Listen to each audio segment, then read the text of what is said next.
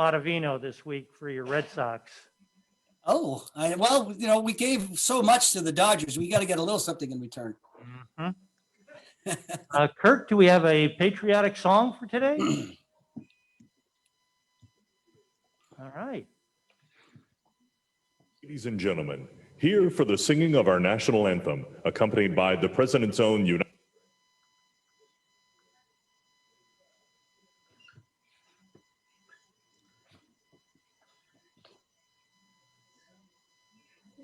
States Marine Band, please welcome Lady Gaga.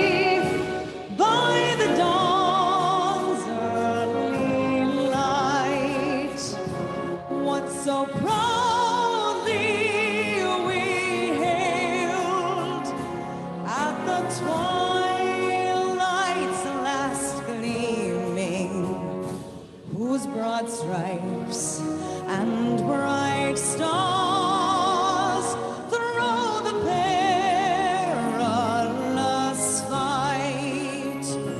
O'er the ramparts we watched were so gallantly streaming, and the rockets' red glare, the bombs bursting in air,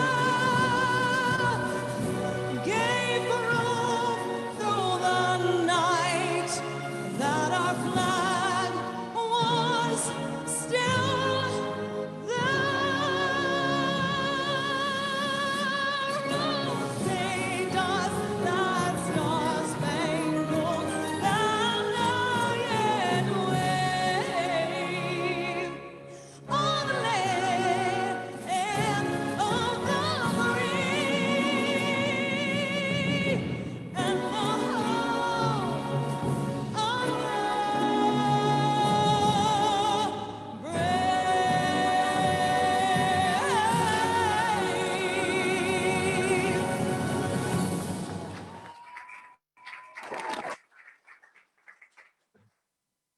And if you would join me in the Pledge of Allegiance. I pledge allegiance to the flag of the United States of America and to the republic for which it stands, one nation, under God, indivisible, with liberty and justice for all. Thank you, and you may be seated.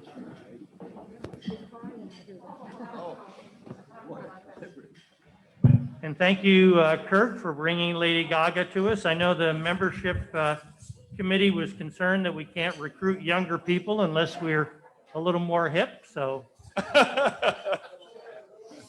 And also, thank you to the people who set up for today's meeting, Kathy Mahon, Lisa Motley, Jim for the invocation, Michael Mewborn for being the Sergeant at Arms, and Austin and Susan for the teardown. And Susan, I believe, is also the scribe today. And our resident paparazzi, Tina Bishop. Get a hold of JOD. Did he ever respond to you? Do we have any guests or visiting Rotarians today?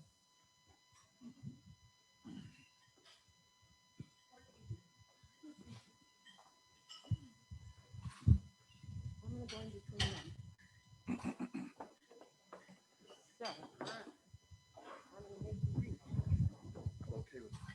Hi, everybody. Today we have two visitors. Once again, Aaron Oborn is coming here today. It's his second visit. He is looking into membership. And today we have, I'm going to do this, Gia Ana Carico. Oh, it's a long name. She is also looking into membership here with us. She's with the MGM, excuse me, WIN. Sorry, WIN. And also in real estate. And so we hope you come back and visit us again. Thank you very much.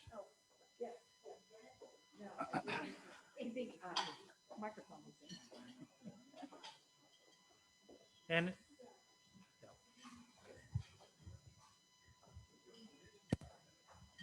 Hello, everybody. Today I have, I'm sorry, I'm like talking. I have two visitors here with me, my mother, Elisa Wyrick, and again, Robert Stargell. They're just here enjoying some lunch with us. Thank you. Thanks, Austin. any other guests or visiting Rotarians? If not, can we have a big round of applause for all of our guests today?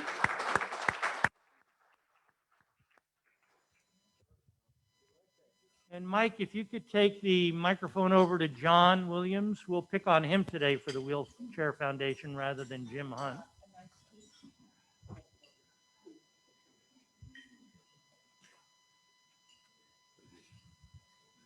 Well, we're almost up to about 70 wheelchairs now that personally the Rotary passed out. And anytime I need any wheelchairs moved, they're there to help. I mean, we move 100 at a time. I actually got about 300 more coming, but I am looking for a container. If anybody knows anybody that has an empty semi-truck container, I have a place to put it. We can put wheelchairs in, or one of these containers that they can just drop, because I'm running out of space and I really need some help on that. But I want to thank you and the Rotary for everything that you guys do for me. And thank you, John. Thank you, John.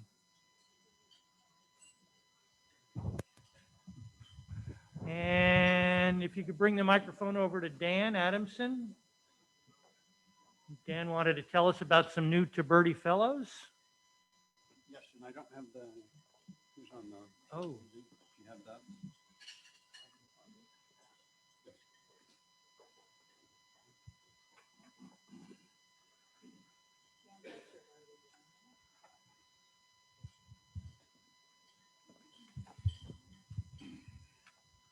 I apologize.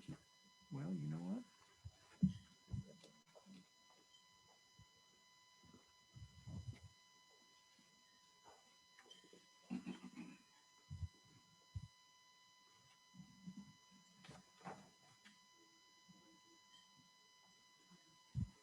So our new, thank you, sir. Our new Tiberti Fellows, Stu Lipoff and Jerry Senes. Thank you for your great contributions. The Rotary Club, the foundation is doing well and floating along well with the good stock market, and we're doing great things. So And Thank you, Dan. I don't see Jerry, but I do see Stu up there. Stu, do you want to unmute yourself and talk about being the newest Tiberti Fellow in the club? Well, I don't know what else to say, except I did drive by some construction site yesterday and I saw a Tiberti fence. So I guess I must be doing a good thing. All right. Thank you. And Tony, did you want to tell us about the upcoming orientation for new members in a little less than 2 weeks?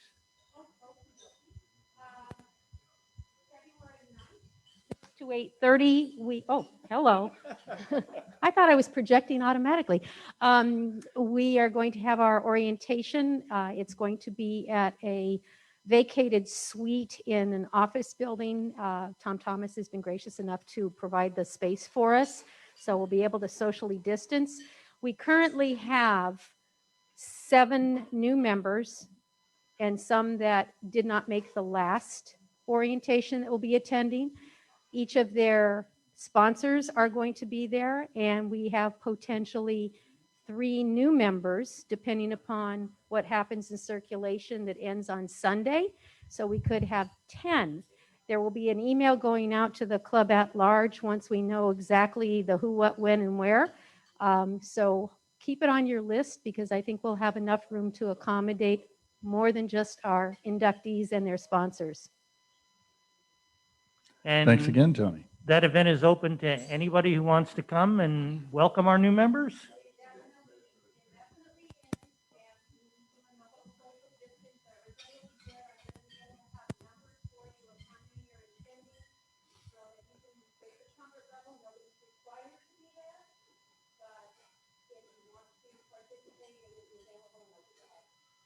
Thank you. And Mike, if you want to take the microphone over to Jerry Engel, who's sitting in the middle of the room. On Monday, a delegation from our club traveled to Jerusalem. Jerry and Tony Kern and Karen Wisenhunt and I had the privilege of joining them and took a tour of Jerusalem. Jerry, did you want to tell us a little bit about that Rotary tour?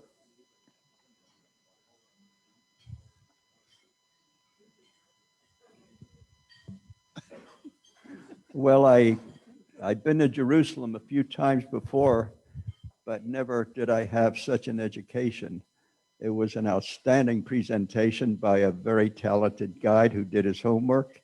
And my only regret was I have a very dear Christian minister. I wish I got him on the linkage, because I know he would have loved it. It was an outstanding performance. Thank you. Thank you. And Brock, I think I saw you circulating around the room, Mr. Super Salesman, with your Super Bowl board. Do we still have any squares left? We only have, and don't rush the table, we only have 5 spots left. And for those of you who don't know, it's $50 a square, 100 squares, $5,000, half of that goes for our foundation. The remaining $2,500, $500 for each 3 quarters, and $1,000 for the winning prize. And every quarter, their numbers change. So, I mean, these are all fresh and new. So, in the lineup back here, get the last 5 spots. We can't hear what's Brock, but going on. now that we're down to such a limited number, should we still only be charging $50 a square? Okay, so the supply is limited. Supply and demand. Better jump in while it's still only $50. And last but not least, for announcements, Cure for the Kids sent us a thank you letter for our $1,250 donation to their efforts to fight childhood cancer. The physical medicine equipment that we purchased for them has been installed and should be operational soon. So thank you. Thank you to all of you for your contribution to Cure for the Kids. This letter belongs to all of you. And with that, we'll go to the drawing. I don't want to make you, I know you won't want to wait all to so for the,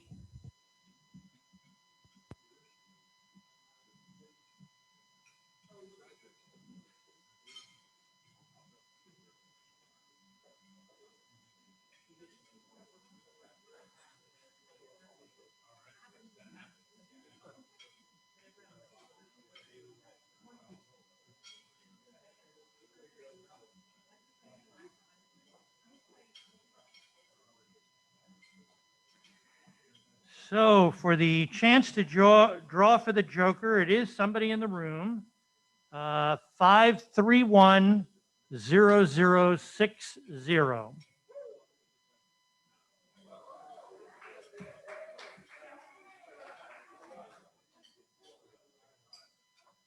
All right, Greg.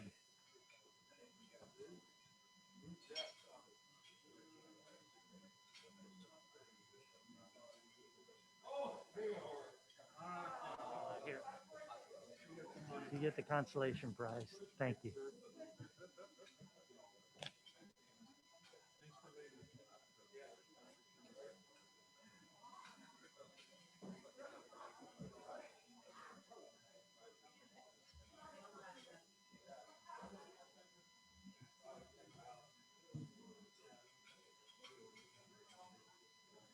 And for the Lowry Bucks, the winner is 5310008. All right, Jamie.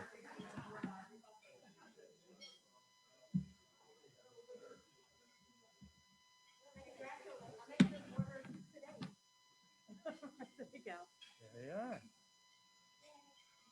Thank you.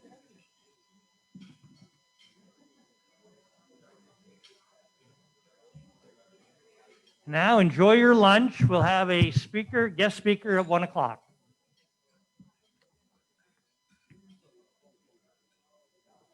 Only 3 spots left.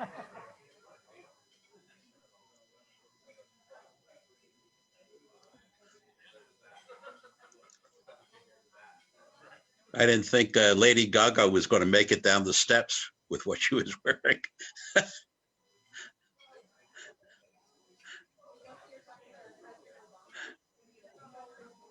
She had a Marine escort.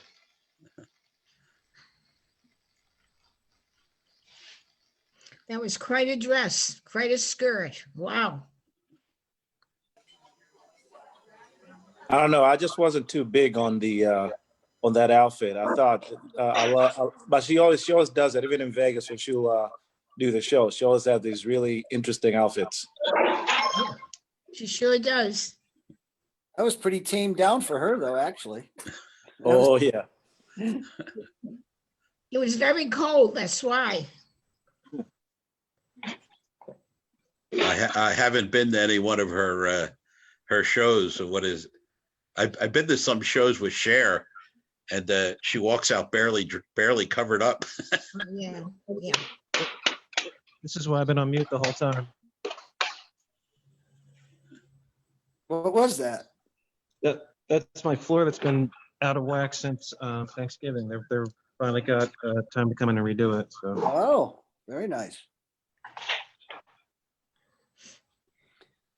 Well, I was never a big Lady Gaga fan, but I thought she knocked it out of the park with her version. Though, very good singer, that's for sure. You can't take the credit away from her when she hits notes and things like that. She's pretty good.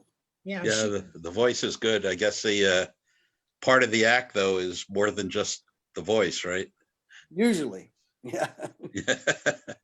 Well, Although, at least she did a duet with Tony Bennett, some songs that were just fantastic. Yeah. at least she didn't dress like Bernie. Yeah, right. She didn't wear the mittens. I saw that Tony Bennett thing, and I can't remember whether it was something live on TV or a YouTube video, but I think it was a PBS special. Yeah, it was a PBS because I saw Okay. it too. Yep, it was That's- PBS. Yep, yeah, I think he's terrific. yeah, he's wonderful.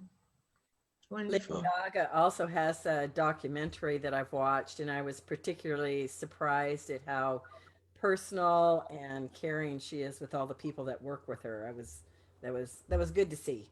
Yeah, I agree. That's why I kind of, in the beginning, some of those outlandish costumes that she did, I think just to get into the, make it big, she's kind of started to tame those down and relied more upon her talent. And you're right. She seems like a very genuine person in the interviews, things that I saw about her. So I'm kind of warming up to her.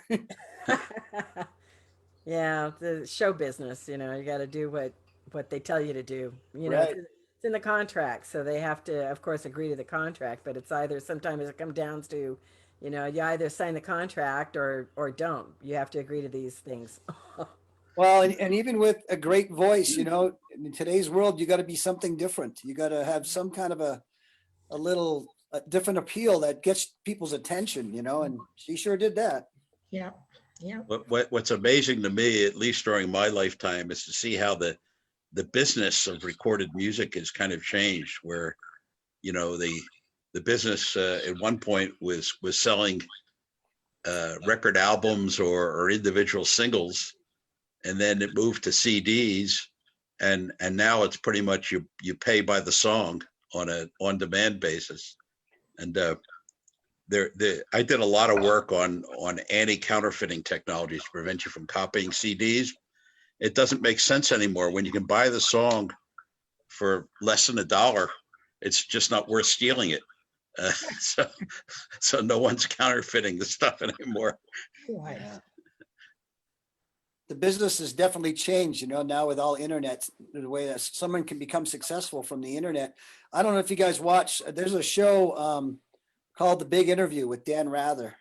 And he has some amazing interviews on a channel called Axis, AXS. And it's, they're just, he interviews everybody. And last night I watched one with Simon Cowell.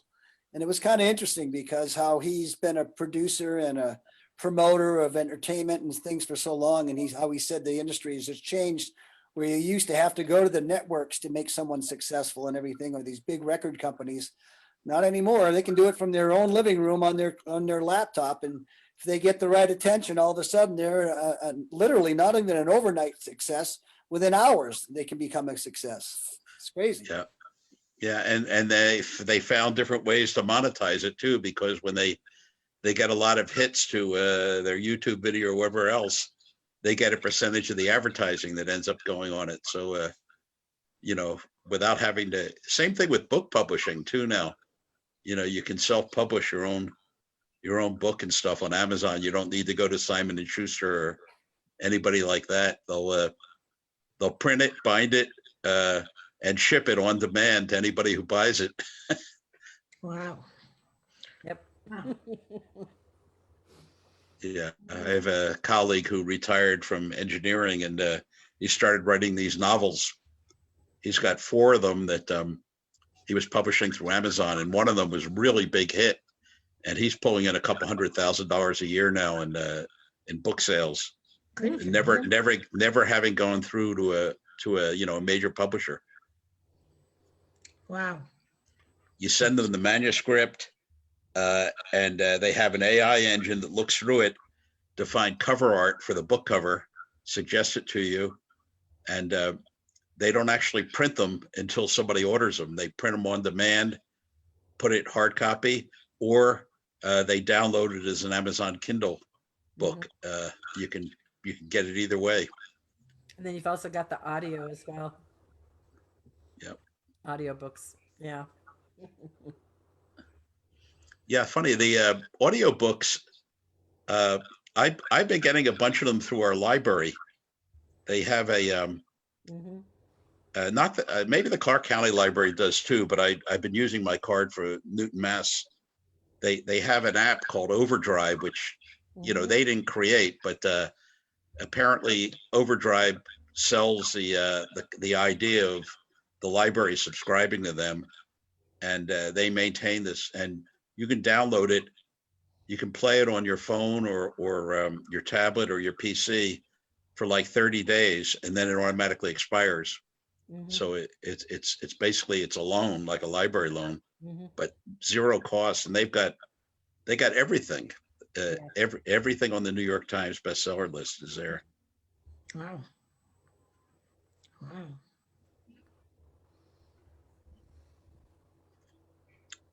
And then Amazon Prime started something that I'm not quite sure where.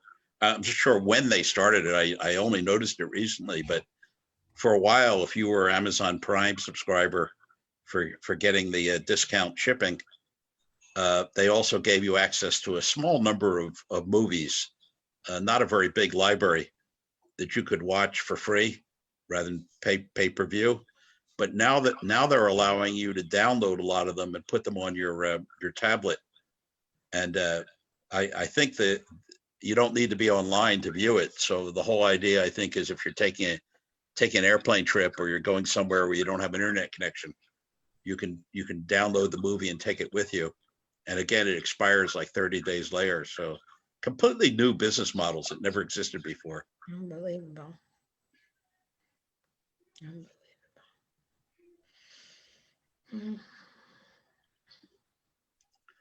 Yeah, I've downloaded a few of those on my laptop over the last couple of years. You can also do it with their Prime Reading books. You download the books for free. Yeah. Yeah, I think, it's people have kind of talked about what happened during World War II when we were faced with this need to kind of evolve the technology really fast. And it was World War II that basically took emerging things like radar and high frequency communications and spread spectrum and stuff like that, that were just, in the laboratory, and within a matter of months brought them to the marketplace. It's kind of like today we're in the war with the virus, and all of a sudden we have this explosion of online video conferencing and web conferencing tools and home entertainment and like that tour of Jerusalem where they a bunch of these tour guides were out of business, and then they decided to sign people up for these virtual tours.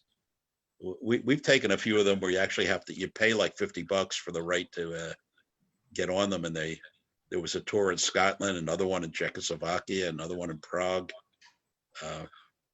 itself. They're really fascinating stuff that I would have never been able to go to, if you had to get on an airplane and go there and take the tour. But now you can see stuff that you probably in your lifetime you would never get to see. Yeah. The one Richard was just talking about, I highly recommend it. It was put together by a Rotary Club, the Rotary Club in Israel, where our student is attached to, and they had over 29 countries that attended the Zoom call. Wow. And it was a very, very good overview, and they're going to do it every 2 weeks. Sean sent out an email last week, and you do have to register, but the price is free. So it's a great thing that I highly recommend. I'm not sure what their next one's going to be, but they're doing them every 2 weeks. Yeah, I tried to register the morning of, and they said it was already full. So I don't know why. Maybe they were just limited by Zoom as to how many people they could have on there. Yeah, they had over 300 people on the call. Yeah, there probably was a technology limit as to what they could handle.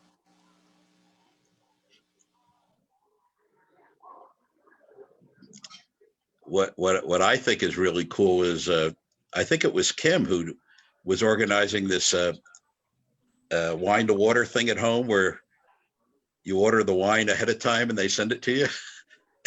And they Yeah, that was me. That's you. And yeah. you. Yeah. When is that still on? We decided to table it back when when COVID started, because obviously we wanted to minimize people getting together. Most of the people that will come were not comfortable, so we haven't revisited yet. Yeah, but the idea that you can have it shipped to your house, and then have the sommelier lead the thing and maybe send you some this wine is good with cheese, this is good with meat, or salami or whatever, and you can actually do something that would normally require you to be physically present. That's pretty neat. Yes, absolutely. Oh, I attended the Rotary Club in Newton, Mass a couple times when I was back there, and so I'm on their mailing list, even though I'm not a member. And they just had a party celebrating one of their anniversaries. But what they did is they sent out a recipe ahead of time for a cocktail, and they suggested everybody acquire the ingredients, and then they did an online presentation of the cocktail by whoever the author was of it. I forget, it was some distillery, but it was pretty neat. And then people were talking about that. So having something you can organize, for an online party like we did with the scavenger hunt, and playing a crafted song for us, that pretty neat, pretty creative. Yeah, it's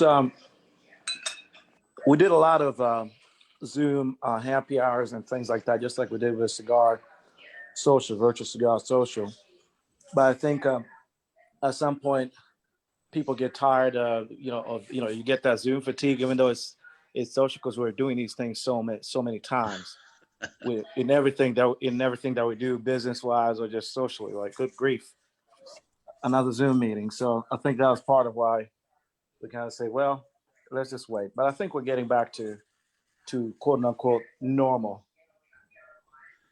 Yeah, I I'm hoping so. There's still so much uncertainty about whether or not the vaccine will actually help us get back to the old normal, because even though they're saying it's well in excess of 90% effective in terms of preventing you from getting the disease, there's a little bit of uncertainty as to whether or not you can still spread the disease after you've been vaccinated. And Yeah,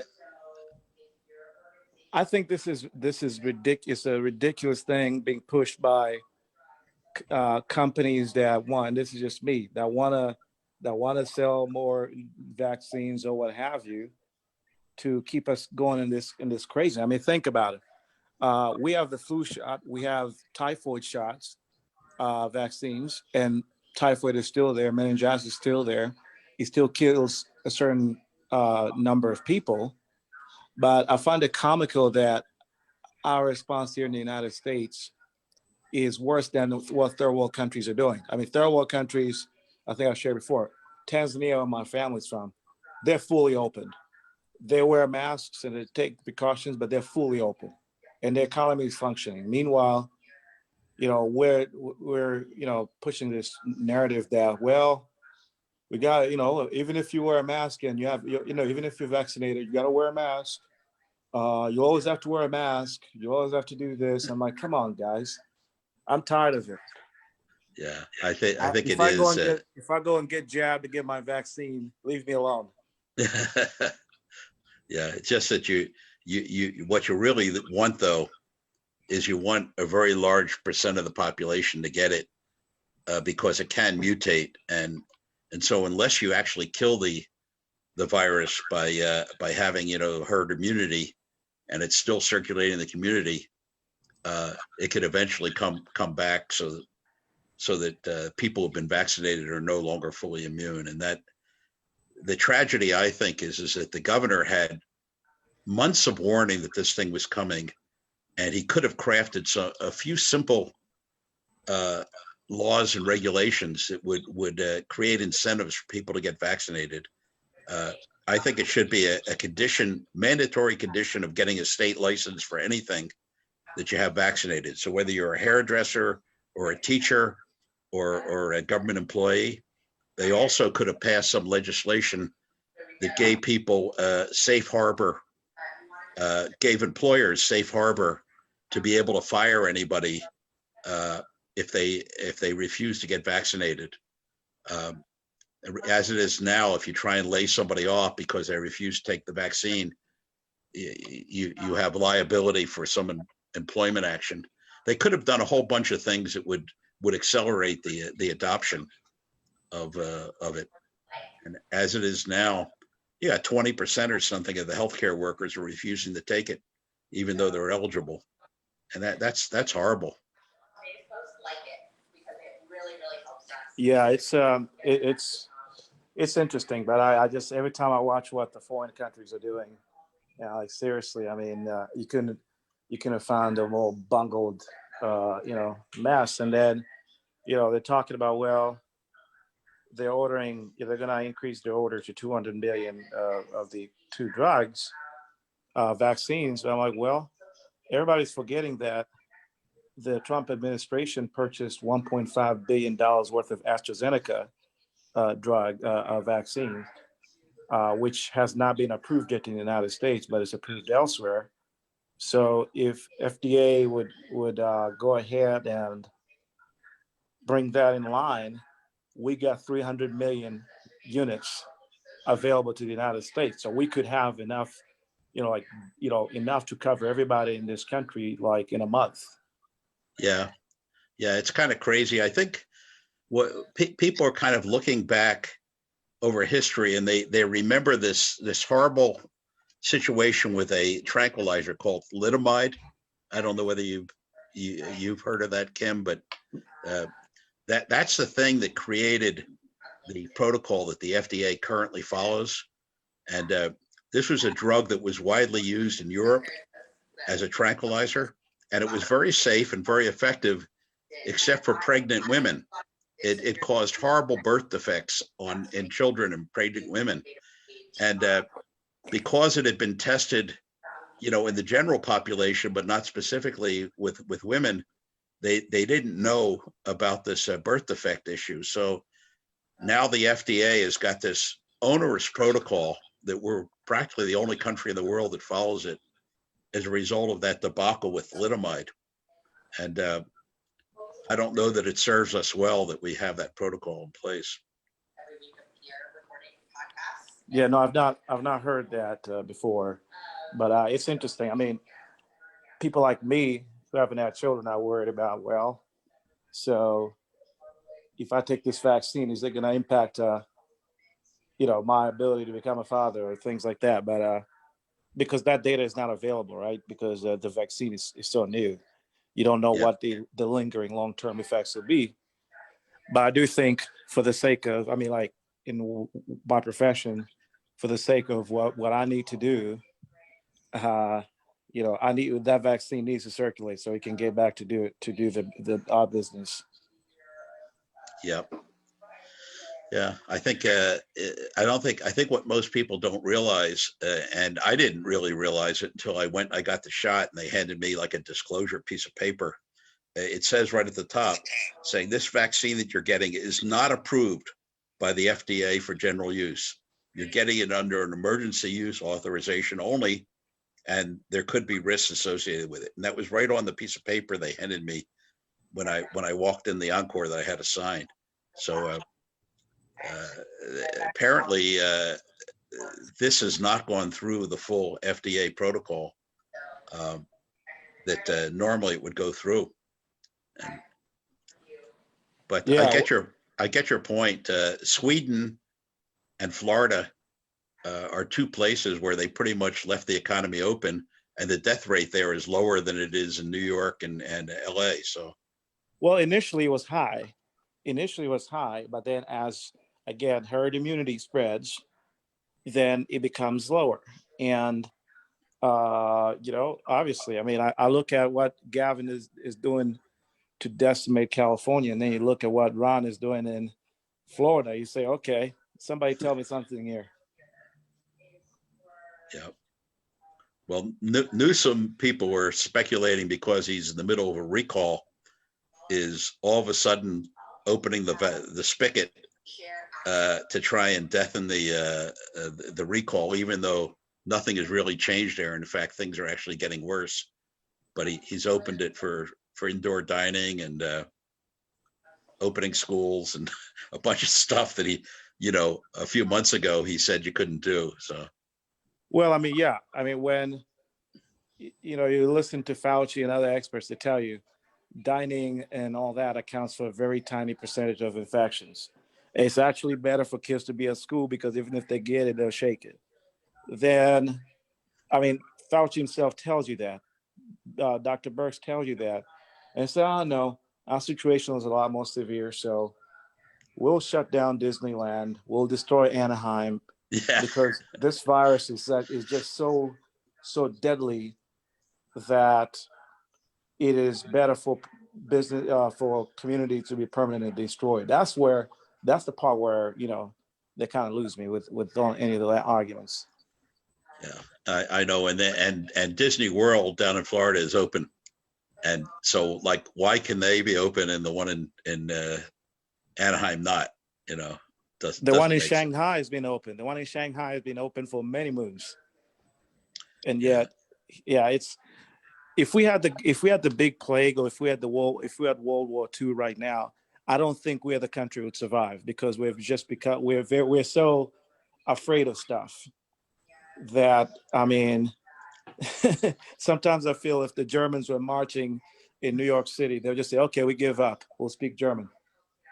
You know what, and you raise another issue, and this is what really distresses me. I understand that, people have very different, sometimes very polarized political views, and that's kind of expected, and sometimes it's pretty healthy because it leads to nice compromises. But there are clearly some politicians out there who are more interested in getting a political win than doing things that are really important for society, like ending this virus. And unfortunately, I think the leadership maybe a little bit on both parties, but at the moment, the one in power seems more interested in cementing their a strong political position and taking vengeance or revenge than on actually doing what's right for the country. Like, why are they spending time on an impeachment trial that can't possibly result in anything,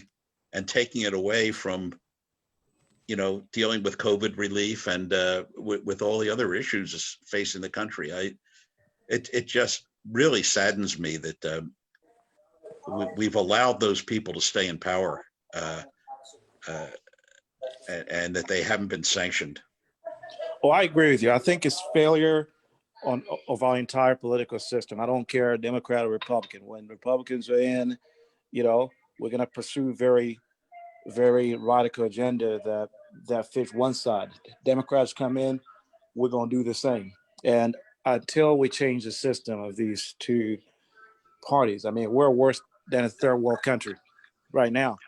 I mean, it's completely dysfunctional, big money influence. And so I just think when I look at what's happening, I say, It looks like we're ready to start up again. I'm gonna go on mute here. Yeah. Yep. It's me that we only have a few squares left on the Super Bowl board. So for the next 5 minutes, anyone on Zoom call who wants to contact Sean, buy a square at the original price. We'll sell it at the original price. And then when the meeting's over, if you want to contact Sean, it'll be twice that much. So anybody on the Zoom call, if you want to grab a square, please do.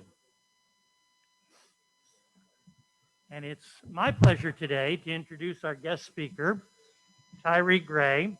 I asked him before the meeting, did he want me to introduce him as the greatest president of a mining association or the greatest trombone player in the world. And very modestly, Tyree said he'd like to be introduced as the greatest mining company president who is a great trombone player.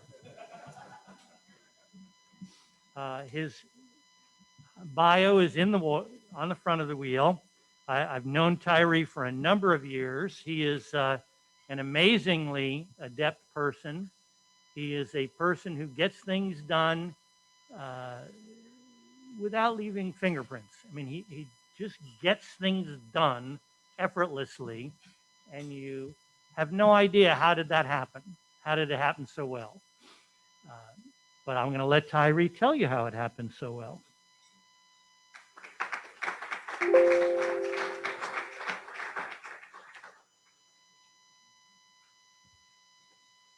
Well, good afternoon, everyone. My name is Tyree Gray, and again, president of the Nevada Mining Association. Is it okay if I take this off while I'm up here? You guys mind?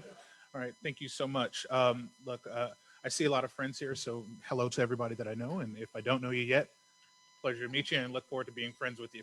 If I can just take 1 second of privilege, I would love to just say to Mr. Richard Jost, when I was a young associate in the law firm, Richard really does live your guys' values. He stepped up. He always made sure that he contacted me, made sure I was in the loop, and gave me wonderful opportunities, which frankly is part of the reason why I'm standing here today. So, Richard, I tip my hat to you.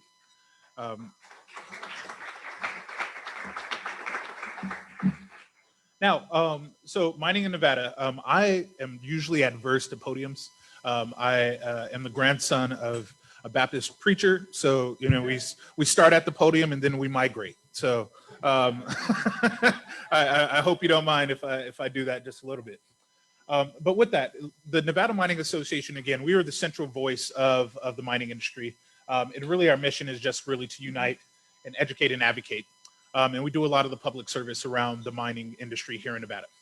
And so today I'm going to take you through a very, very brief presentation, but I like to call it kind of my questions presentation. And what I mean by that are what are the questions that people ask me all the time and my answers to those questions. So the very first question I always get asked is there mining in Nevada? And I go, well, I hope there is, because if not, then I'm conning some people to pay me for for advocating on their interests. But yes, there's actually a fairly robust mining industry in Nevada. In fact, if Nevada were a country, we would be the fourth largest producing country of minerals in the world. And so, roughly about 10% of all minerals in the country that we use come from here in Nevada. And one of the things that I want to point out to you is that mining's footprint is actually relatively small. A lot of people think our footprint is really large, and again, we do have some. Do not mistake, we do have some very large mines. But our footprint is only about 1/4 of 1% of Nevada's landmass. So to give you an idea of what that looks like, every single mine in Nevada could actually fit in the footprint of North Las Vegas. And so it's relatively, when we talk about footprint and you mean the size of the state, it's actually relatively small. And so the next question I usually ask, well, why should I care about mining? What does mining do for me? And so this beautiful young lady featured here is my daughter. She's 3 months old. Her name is Rainbow Gray. And so in my house, I am not the brains. I am not the beauty. I only reach stuff on the high shelf. So, thanks to my wife for helping us create such a beautiful baby. But the thing is, every person born in 2020 will require roughly 3 million pounds of minerals in order to live their lives. And so that's an astronomical figure that people are like, whoa. Yeah, and so when you think about it, again, whether it's aggregate, whether it's the minerals that go into build your house, whether it's even minerals that you ingest, whatever the case may be, that's about how many minerals that we need to live life today, particularly as we continue to motorize and our technology. Again, beforehand, we had notepads. Now we have laptops. So right there, it just gives you an example of how minerals just continue to grow as a part of our life. So the second part, the next question people usually ask is like, well, how many of those minerals do we grow here or do we actually mine here in Nevada?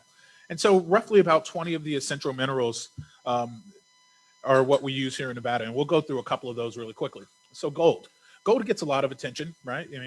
For those of us who have jewelry, a lot of gold is made in jewelry, but really the truth is the majority of gold actually goes into a lot of production. Again, without gold, we wouldn't be able to get to space. Conduits for a lot of the electronics that we use and things like that are all gold. The second part, silver. Again, mining has a huge role to play in our green future. Again, not only will we provide the raw materials, but we have a responsibility to make sure that we extract them in an environmentally conscious way. But the silver demand is actually through the roof right now, no pun intended, because of the solar panels. And so when we're looking at our green technology, the need to be able to mine a large amount of silver, and we are the silver state, is a huge demand. And we're seeing that kind of come to fruition. Lithium is really kind of the new mineral, right? Everybody's really excited about lithium. And it's used for battery storage, but also copper when we look at electrification. The difference in between a Tesla and a regular non-electric vehicle, Teslas use about 2.5 times the amount of copper as a non-electronic electric vehicle. And so just imagine, again, as we continue to electrify that grid, there will be more demand for these minerals. And so my personal favorite is diatomite, and that's used for beer. And and said as Ben Franklin said, right? Beer is proof that God loves us. But my wife's personal favorite, and I'm sure a couple of but unfortunately, we don't mine diamonds here. So that's I always apologize to her for that. And so usually at this point, this is when I usually get the elephant in the room question. Let's talk about taxes, right? People are always concerned about taxes and tax revenue and how we provide for our state. We all know taxes are the price that we all pay for living in a well-ordered society. And but there's been a bit of a rumor that mining does not pay its fair share. Maybe you've even heard that before. So it's always important to recognize that Nevada mines pay every tax every other business pay, plus an industry-specific tax. And so the result of that is basically Nevada's 12th largest industry has the 6th largest obligation in regards to raw dollars, and then has the highest obligation on a per employee basis for taxes. And so a lot of folks, again, don't know that. And most people are actually surprised to see the number 6 there, or excuse me, number 12, that that mining is Nevada's 12th largest industry. And so this is just a little bit of a chart for the GDP of Nevada. So a lot of times we've heard that it's like mining and gaming and mining. Those are our number 1 and 2s. But that's actually not true. That's just what our number 1 and 2 are in terms of actual tax payments. So again, gaming does represent the vast majority of taxes collected here in the state. Mining represents the second, but we are the 12th largest industry in the state. And just to give you a brief idea, again, we think of things from a per employee basis. The reason why we think of it like that is, your operating costs and different things. And again, you'll recall that we have the modified business tax here in Nevada, and that is a payroll tax. So that's levied against your payroll. And so when we think about it from that perspective, mining actually pays the highest per employee tax basis in the state, 12,000 versus 10,000 for gaming. And the average is about 6,000 in other industries. And then this is, again, total tax payments that are directly to the state. And again, we all know that we have different tax obligations, some that go to the state, some that go to the local counties, and then obviously the one that we don't like to talk about, the federal tax, because that one will hit you hard sometimes. But so briefly, this is just a recap of what the industry has kind of paid over the last couple of years. Notice something here. You'll see that we will have these really high increases. And so mining generally is what we call a counter-cyclical industry. When the economy is suffering, mining usually does a little bit better.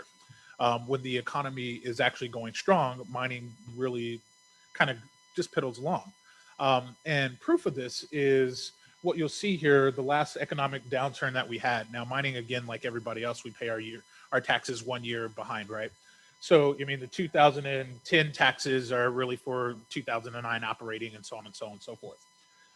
But you'll see that, during that 2010 through 2013, when the economy was struggling here in Nevada to get back in pace, the mining tax actually goes up. So the tax is really meant to capture the highs of the economy, or excuse me, the highs of the mineral price, while still continue to protect the industry when the mineral price isn't high. But unfortunately, what we saw in 2015 there is one of our major mining companies, Barrick, almost went into bankruptcy, and that's because the mineral price fell by 40% in between the end of 2013 going into 2014. So again, there's a lot of instability around mineral prices, and again, that is a basic supply and demand. So again, kind of feeding to the narrative of why people think mining is the second largest industry in the state, a lot of that is based upon the fact that we are the largest employer in the rural areas. So again, here in Southern Nevada, we think of gaming. Boom, everybody knows somebody who works in gaming. When you go into the rural areas, everybody knows somebody who works in mining if they're not that direct employee. So again, 90% of the employment in Eureka County is directly with the mining industry. And so then that fallout is that all those other ancillary jobs are directly related to the mining industry as well. So the reach is what we say is about 7 out of every 10 jobs in rural Nevada can trace its roots directly to the mining industry, which is a huge burden that, again, from the employee perspective, which is born. So, there's been some conversations around restructuring the mining tax, and again, I am an open book. If you know nothing about me, I will answer any question that you have, and I look forward to getting the questions, which is why I'm maybe moving a little quickly. But if you need me to slow down, let me know. There have been some efforts around wanting to restructure taxes, and some of you here are business people, and you can appreciate, right? Businesses help the state in 2 ways. The first way is through revenue generation. The second way is through compensation, right? If you pay your employees at a salary that allows them to, have a living wage, then they, in theory, do not need help from the social safety net, which then means that the state has more money to be able to distribute to other people, right? That's just a logical reasoning chain. The second way is, again, through tax payment and revenue. And when we look at taxes and when we look at revenue collection, tax policy always dictates what? That we want to be able to do so, where we can have strong families, strong companies, and therefore have a well-funded government to provide the resources that we all use, right? The schools, the roads, and all those other type of stuff, but then also have availability to be able to help out those people who are less fortunate. And so what we saw during the 2020 special sessions, where there were 3 constitutional amendments launched in order to change the taxes on the mining industry. And what those look like are AGR 1 and AGR 2 are the functional equivalent of each other. And that would increase the mining industry's taxation burden by 385% on average. Now, for those of you who are business people, you could appreciate that any type of obligation that would increase your tax burden by 385% is probably, if it's not going to drive you out of business, it's going to substantially change the way that you operate business, right? And again, I mean, for those of us who have fixed costs, unfortunately, that fixed cost is usually employees. So what do? You end up needing to then lay off employees in order to be able to get the costs. And then we create this unique circle of, well, now we've laid off employees. Employees will need, former employees will need access to social safety net.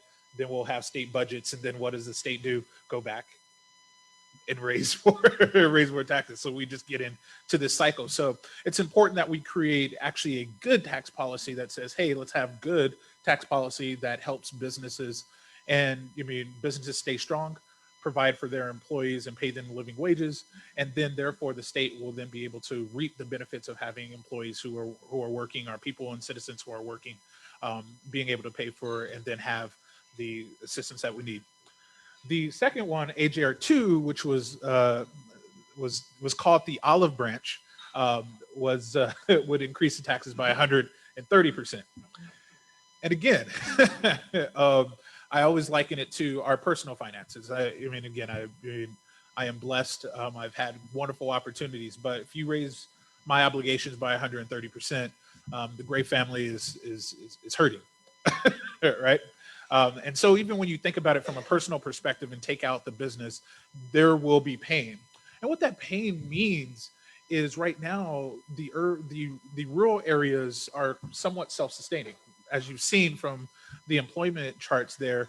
But if we have bad policy that then, creates this need, then unfortunately people who live in Clark County like myself will start sending money into those rural areas in order to help those folks survive instead of right now where they're self-sustaining. So it really does have a huge impact on all of us because we're already concerned about how our schools are funded, and then thinking about having to then start to focus funding in a different place. And not that we shouldn't help one another out, but we shouldn't help one another out when the product is due to bad tax policy. So, tax facts. Just leave you with this really quickly. Mining pays every tax all business pay. Mining is a huge help to the state's social safety net. We pay the highest wages. Our average salary is about $90,000 in the state, and an increase to our taxes would create a 30% industry contraction overnight, with more to come. And so those are the facts. Those are the numbers that have been ran by very, very smart people. Most of you know Jeremy Aguero in this room. He's ran those numbers. And then we also hired a very, very fancy firm out of New York because people were like, well, are we sure that's it? Well, fine, let's hire those guys. And they came back with the same thing. So Jeremy is every bit as smart as those guys. Just loves Nevada. So those are what we talk about in tax facts. So usually by then, people were usually nice, and then they ask me, a nice question. Well, talk to me about environmental stewardship. And so Nevada's mining industry is not the industry of our grandfather or even of our fathers. It is really a technologically advanced industry. This is actually a reclaimed mine. And so a lot of people are like, what? That's what a reclaimed mine looks like? Well, yes. After about 20 years, once we've finished the remediation process, which means going back in, reseeding, and watering and monitoring, this is what a reclaimed mine can look like. Now, environmental policy changed a lot in the 1980s. And what it said is that here in Nevada, before you can put a shovel in the ground, you must pay a bond with the state that will cover the cost of your remediation process. So where in the past, even again, and I tell people this all the time, I don't make any excuses for anything that happened in the 1880s, and I don't make any excuses for any bad actors, period. But I mean, the technology of the 1880s is a lot different than the technology that we have today. Yes, there were people walking around throwing dynamite into stuff and letting things go into water, and that was not just the mining industry; that was every single industry out there. But again, I mean, for those of us, we will recall the Environmental Protection Agency only turned 50 last year. So we have to make sure that we keep some of that in perspective. However, our ability to go in and actually clean up sites is really what's important. And the mine companies in the state of Nevada all pay a fee that goes to the state that helps to provide funding for, well, actually single-handedly provides funding for the Nevada Department of Minerals. And what they do is they actually do a mine closure program. So if you've ever heard of any open mines or anything like that in DOM, that government agency actually goes in with and being paid by mining companies in order to clean up old, what we call legacy mines, which are basically mines that were built kind of like pre-EPA 1940s and before. So, I mean, what have I been up to since I took the gig? I've only been on the job for about 11 months. I took over from my predecessor in February of 2020. They always say my career is what happens when you say yes to random questions. And so I was practicing law. I was very happy practicing law. They called me up and said, would you try this? And I said, sure, why not? And so as all of us will remember, February of 2020 were such good times, weren't they?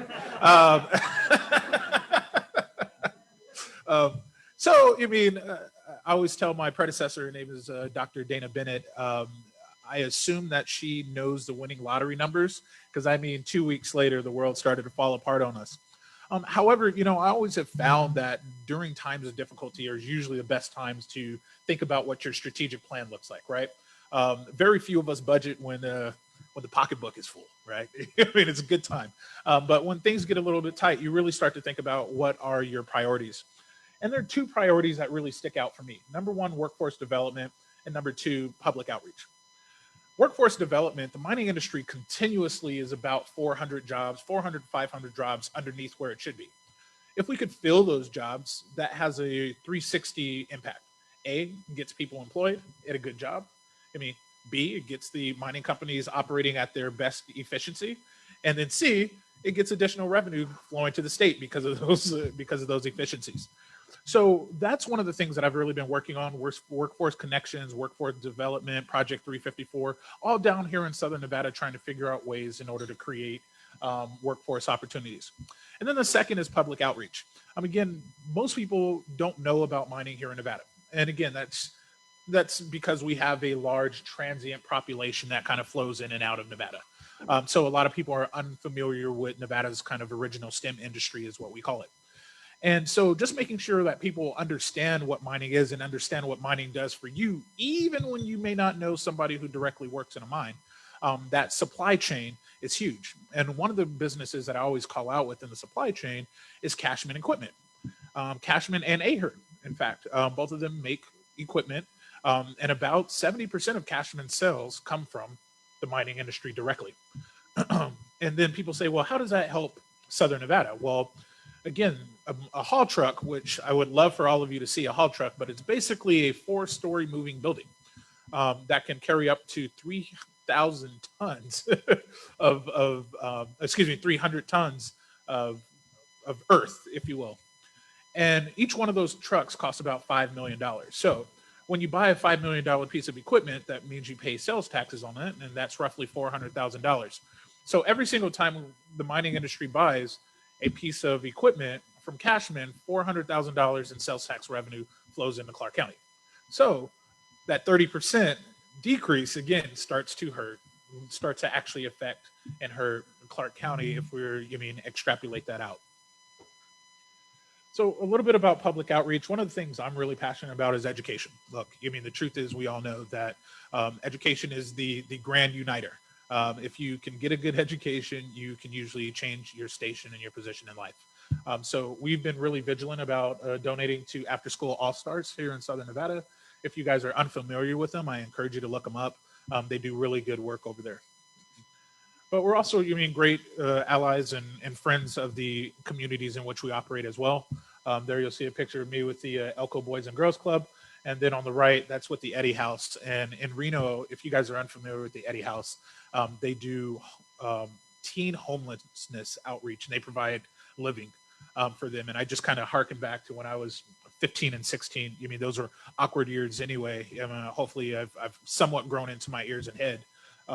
But just imagine, not having grown into your ears and head yet and having to deal with homelessness. So it's been a pleasure to be able to do that with them. And we run a project called Hope for Heat, and I'd love for you guys to put this on your calendar. What we do is every year between Memorial Day and Labor Day, every year, every day that it's over 100 degrees, we find a local charity that we donate $100 to. And then we do the same thing in Reno and in the rural areas, except we do 90 degrees and a $90 in those areas. So, I challenge all of you to, think of ways in which you can continue to help those folks out. And it's an easy way to do that. So, if you're interested in learning more, these are some of the handles that you can sign on to. We do have a grassroots campaign called Stand Up for Nevada Mining. And really, what that's all about is, again, there has to be a little bit of sophistication and understanding that if your right hand is broke, you usually don't punch the wall with your left hand because now you're gonna break both of those hands. So, the idea is that we understand that the gaming industry. And again, I came from gaming, just to be fair. You guys don't know my entire resume, but I opened the Palms Hotel and Casino, then went over to Caesar's Palace and helped them through the Blackstone Capital merger, and then went to go work for Hilton Corporate, which was an interesting experience. They were in Beverly Hills for 6 weeks. And then they told me that they were moving to Virginia. And so I said, I'm not going to Virginia. It's cold there. But so I come from the resort industry, and definitely, we all have to be here for each other, and businesses have to work together in order to make sure that we all are able to have wise tax policy. So with that, I'm going to stop talking and give you guys some opportunities to hit me with some questions. I know we didn't leave a lot of time, and I do apologize for that, but definitely want to make sure that we can have a little bit of a conversation. So you mentioned, I believe, that the mining industry is sort of inversely proportional to the economy. So does that mean you guys have had a robust past 11 months? Yeah, no. So, no, I make no qualms about that. The last 11 months have been good times in the mining industry. And so, as with all businesses, right? You plan for the worst and pray for the best. And so, unfortunately, when we have this inverse cycle, that's when our companies are doing a little bit better. But with that, again, our tax structure is made in such a way to make sure that the state actually benefits when the mineral prices are high. So that then provides for larger payments. I'm next to the microphone, so I get to ask next. Yes, please. I grew up in the mining industry. My father had the sand mines in Logandale and Overton, silica sand and red sand. Are those still operating, or are they all mined out there? You talked about the trucks. We had 4 of those great big, we called them Rudolph. And then the sand was taken to the mill, processed there, and then put on trains. Is any of that still operating? I can't talk to individual operations, but I will say we still do a lot of sand and gravel mining here in Nevada. Yes. Can I ask a question? Question from the cyberspace? Sure. Yeah. Hi. So thank you for that. I learned a lot. The Tesla opened a plant up in Reno, and I understood one of the reasons was that they were going to be using lithium from local sources. But I've read that they obtained virtually all of it from Chile and Australia, and virtually nothing from Nevada. And I wonder why. And then more generally, natural resource business is good, but if you can do value added things like turn it into batteries or something else, it would really help the state's economy because you're going to make more money off the value-added products. Are there any mining industries in Nevada that are feeding people doing more elaborated, more highly value-added products? Apparently, it's not happening with electric cars, and I'm disappointed to find that out. Yeah, so happy to address that. So kind of two parts. I'll start with lithium directly. Lithium is relatively, though the oldest lithium plant here in Nevada is about 45 years old. That lithium plant was actually used for pharmaceuticals. As you know, lithium is actually an ingredient in pharmaceuticals as well, which is interesting. But with that, we have 3 projects currently that are starting to mine lithium here locally. Now, the majority of them are actually not at production yet because, again, a lot of the regulatory burden that we've seen, and I mean, unfortunately, when the Biden administration took over, they did a 60-day stay of kind of all mining activity in regards to new permitting, which has slowed some projects down, or will slow some projects down as well. But the idea is that eventually, and actually Tesla has purchased their own mine because, you know, Tesla is project, and again, I've done some work with them, full disclosure. They're like, hey, we can do it. We can do things better. So I think the idea is probably over the next 10 to 15 years, we'll start to see more lithium that is being produced here in Nevada actually be used here in Nevada for those type of technologies. In 1955, I'm a retired CPA, but had an office in Ely, and you had the Liberty Pit there. Yep. It was producing copper, and copper was booming at 57 cents a pound. Since then, Liberty Pit's been closed. McGill has been closed. And meanwhile, copper is what, $3 and something a pound or so? Is there a chance that it could reopen? Yeah, so you have the Robinson mine, and again, I can't speak to specific operations you mean again, but you do have the Robinson mine, which is part of the Liberty Pit there, that they're back up and running. Again, when you look at 1950, 58 cents versus today, $3. Again, that's still when you count for inflation, that's still a relatively low price. So what you see is copper mining is really a high volume, low margin types, and so when you have bad tax policy, those are some of the members that I'm concerned about that will just go out of business and lay everybody off and go somewhere else. I love the picture of the reclaimed mines. Can you tell us, like, what are some of the, do they turn them into parks, or what is some of the land used for after it's been reclaimed? Yeah, no, so recreational areas. So one of the best reclaimed mine stories actually is if you've ever been to Sparks, Nevada. There's a lake there, and that's actually an old mine pit. And so a lot of people don't know that. But yeah, so over time, the mine pit can, the pit lake will form, and a lake can be there, and the water is treated, and it's, I mean, it comes from the earth, so it's usually swimmable, and I mean, fish will grow and everything. And so yeah, it's actually a huge success story. My understanding is that the Canadians have bought all our mines in Nevada. Is that true? No, sir.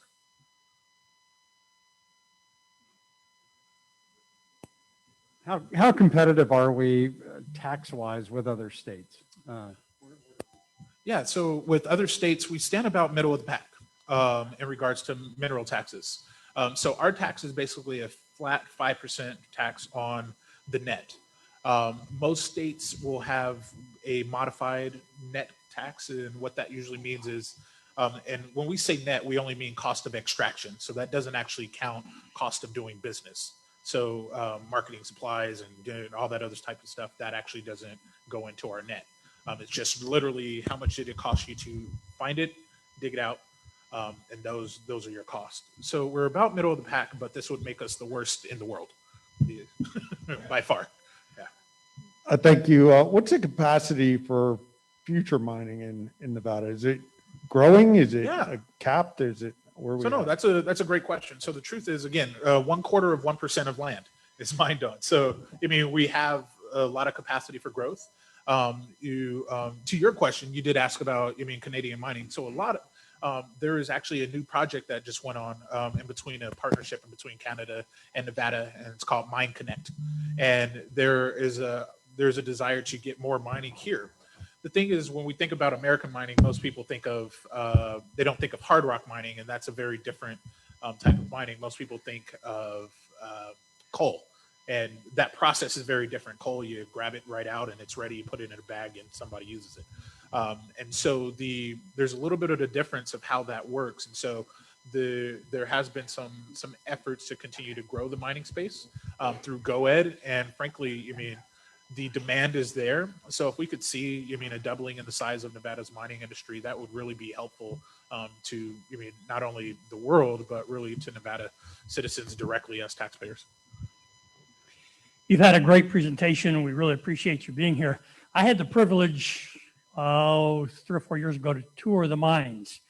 Something that I found fascinating, I think most people don't realize, hauled out in, they call them Mary Kay's cats. Yeah. The trucks called Mary Kay Cashman. Anyway, they'll haul out of a 2,000 pounds of dirt, earth, they will be able to extract like 7/10 of an ounce of gold is all that will come out of 2,000 pounds. So people wonder why the cost. Yeah. No, and that's the thing. So the type of mining that we do here in Nevada is called microscopic mining, which is really a scientific process of using cyanide in order to break the dirt and remove gold particles and or silver particles from the dirt. And so it does take a lot of dirt, luckily in the middle of nowhere, but I mean, again, a lot of dirt in order to even unleash a single ounce. So there's a huge cost. So you had mentioned that the mining industry tends to be 300 to 400 jobs undermanned on a consistent basis. Why would you say that is? I think a lot of it is most of our Southern Nevada graduates don't know that there's an opportunity in the mining industry. So we're not doing well in training people to go into trades there. And so that is something that we want to do.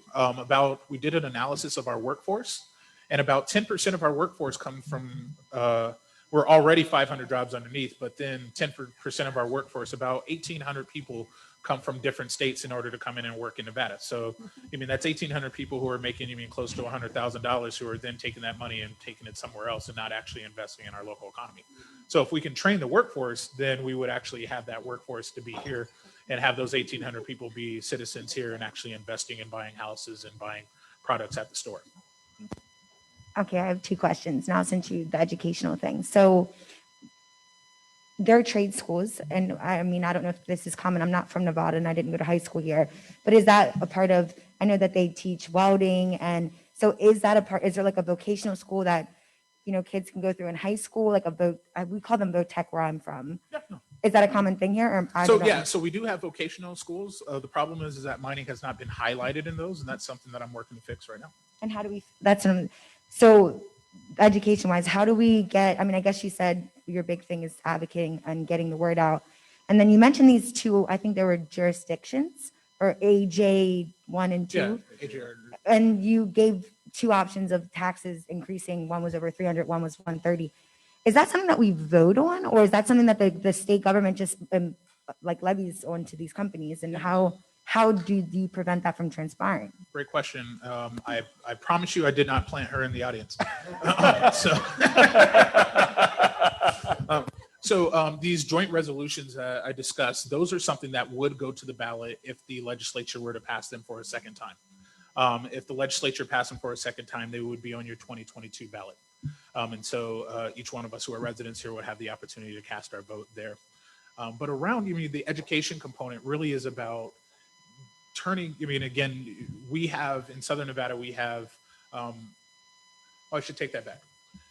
The United States has decided over the last 30 to 40 years to kind of push college as the only real option for somebody to be successful, right?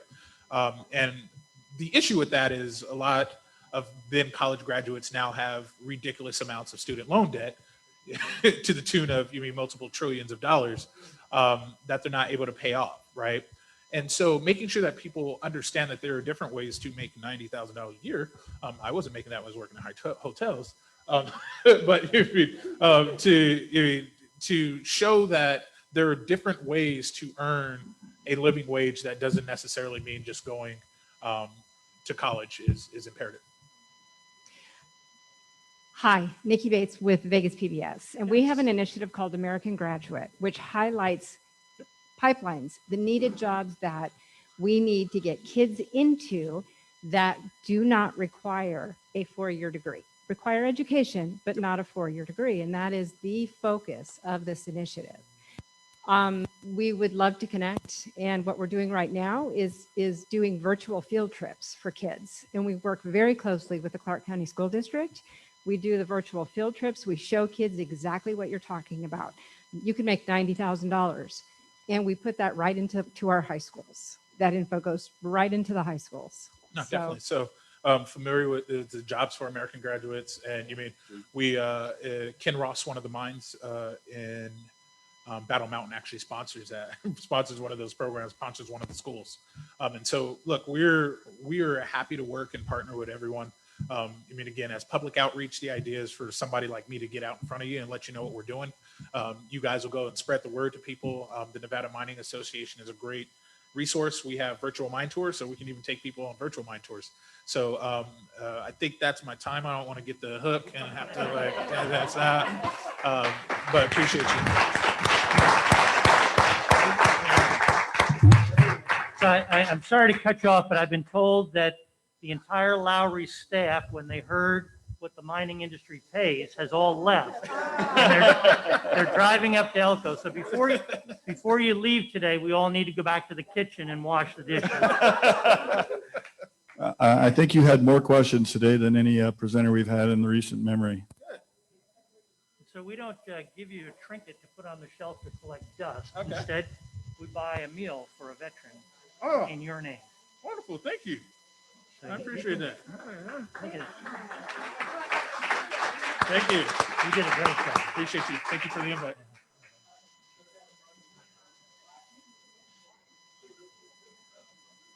So before we start washing dishes, thank you all for your participation today. I'm sure Tyree will hang around a little bit if you have any more questions. Whoops, I'm sorry. And sadly enough, there are no more spots left. Aw.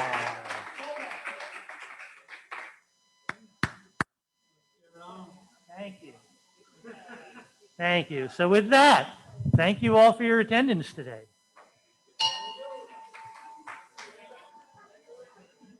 Bye, Zoomers. Have a good week. Bye, everybody. Take care. Have a good week, everybody. Guess who's there?